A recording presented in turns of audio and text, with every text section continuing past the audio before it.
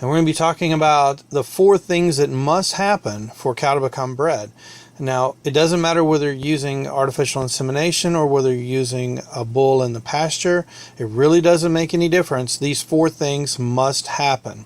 So we start with the bull. The bull has to be fertile. He has to produce good semen, or if you have straws in the tank, they have to be good straws. I mean, if they've been damaged or something not handled correctly and the straws are no good, obviously the cow cannot become bred. So that's number 1 on the list, and a lot of times you really can't do much about that unless you're actually the one collecting.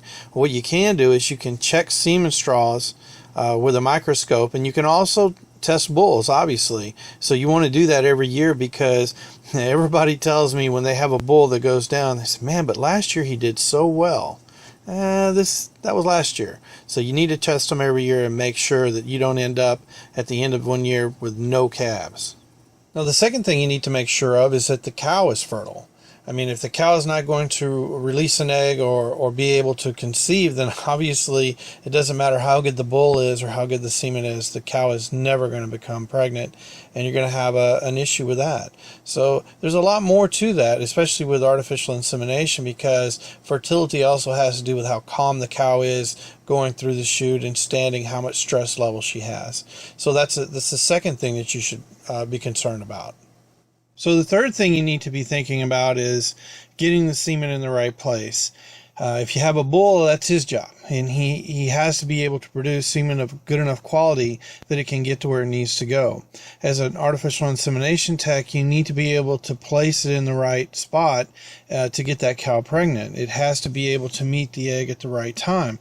I tell my students that, usually it's the first 1,000 that are the hardest. After that, it gets pretty easy. But it's all about experience when it comes to getting it in the right place. And the fourth thing you have to be aware of is timing.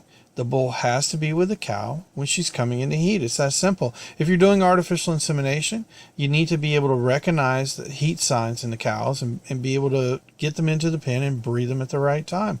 It doesn't matter whether you're calling in a tech or you're doing the AI yourself.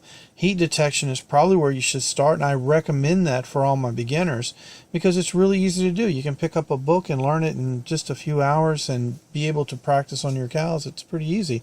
In fact, I even wrote a book called Heat Detection in Cattle that you can pick up on Amazon. I'll put a link down in the description, but that's a good place to start for a beginner if you're trying to wonder, can I AI or can I not? If you can't heat watch them, you're not going to be able to get them bred. And those are the 4 things that must happen for a cow to become bred. We'll see you next time on the Bred Cow Podcast.